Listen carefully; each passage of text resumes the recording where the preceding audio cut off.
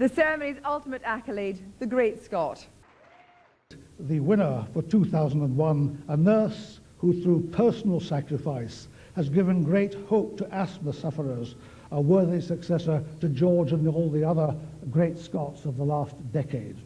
Ladies and gentlemen, please welcome the Sunday Mayo Great Scot 2001, Jill McGowan. It's never too late to try. What have you done today to make you feel right?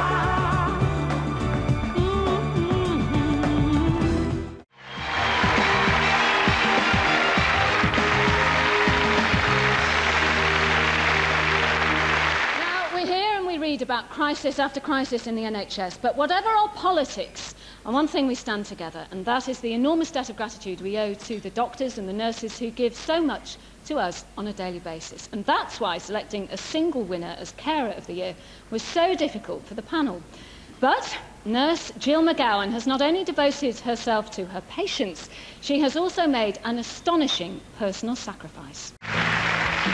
Asthma is a subject very close to our heart, our family's heart, because my husband suffers from asthma, and also, you know, there's a strong chance that our daughter may suffer from asthma at some point in her life. So I personally want to thank Jill from the bottom of my heart, and there is no reason why asthma should be a killer.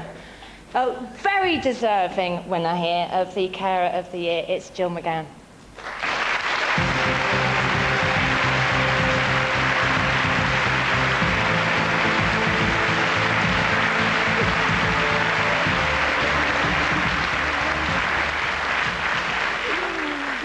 Asthma is a killer in the UK for 1,600 people. It doesn't have to be. All I can say to all you celebrities and ladies and gentlemen out there is, please help me if you can. Thank you. Welcome, Jill McGowan.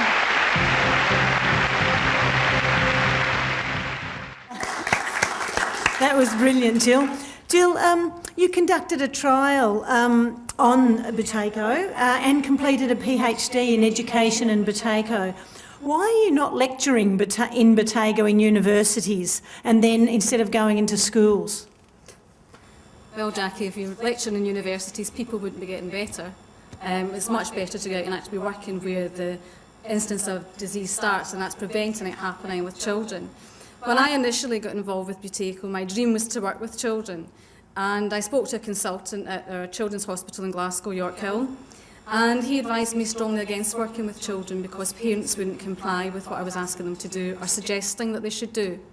And it was actually his research nurse that suggested that I should do a clinical trial, which I never dreamed that I would attempt until I discussed it with Phil.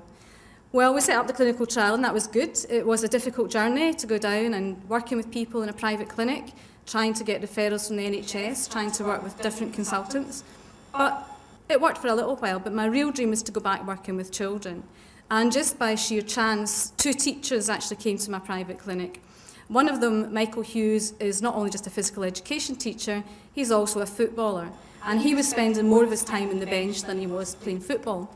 So he wanted to get rid of his asthma, did a bit of research and discovered that Buteyko could help. And Michael now has no asthma symptoms, but he had a huge dilemma. He works in a sports comprehensive school, so he has lots of children who are really adept at different sports, particularly football, swimming and hockey. And many of these children had asthma and had to take their inhalers prior to participating in games. And with Michael having been down that path, he knew the problems and knew the dangers of such practice. So with negotiation with the head teacher and the education authority, we got in to start teaching the children in St Maurice's in Clondalkin, just outside Glasgow. They had a huge impact. A couple of the boys who were then 16 are now playing for Scotland in the under-18 team and are playing professional football, which they wouldn't have been able to do because of their asthma, because the way the drugs work, these are performance-enhancing medications, and now there's a ruling that if you take in these medications, you can't really be a professional athlete. The other lady had terrible allergies. Anne-Marie came along to the course, and she actually worked as a principal health teacher for health education in a secondary school. And she was interested because the area she works in is a lot of poverty. It's a place called Clydebank, and these children, their parents don't have a lot of money, there's lots of addictions, there's lots of social problems. and the parents wouldn't give their support for 99% of the children to undertake the exercises at home. So we looked at having a course which was in the curriculum, we discussed it with the head teacher and also with the Education Authority, and now it's been incorporated in there, which is a much better way to be working. We don't have the funding in place yet, but we do have it pledged. And that's because the money comes from central government down to local government. I'm sure it's the same story in Australia. It then goes from local government out to the local practices, and part of it's kept in local government, and each school has got a portion. And from that fund, the schools will give some money, and the local authority will give some money. Okay. Great. And thanks, Jill. We actually have some footage from the UK Schools conference, so thank you.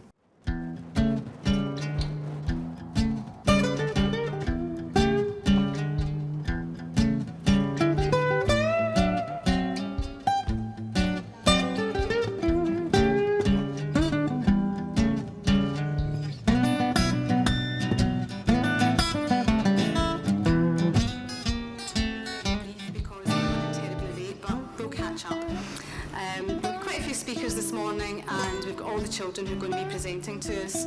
So normal breath in, normal breath out, hold your breath, hold your nose and nod your heads. Keep going as long as you can, but remember when you do have to take that breath, it must be through your nose.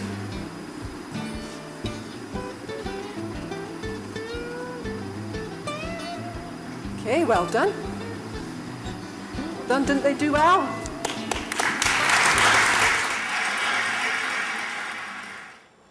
So the Schools project is happening in Glasgow right now, and it's something that we really do hope to replicate in Australia here.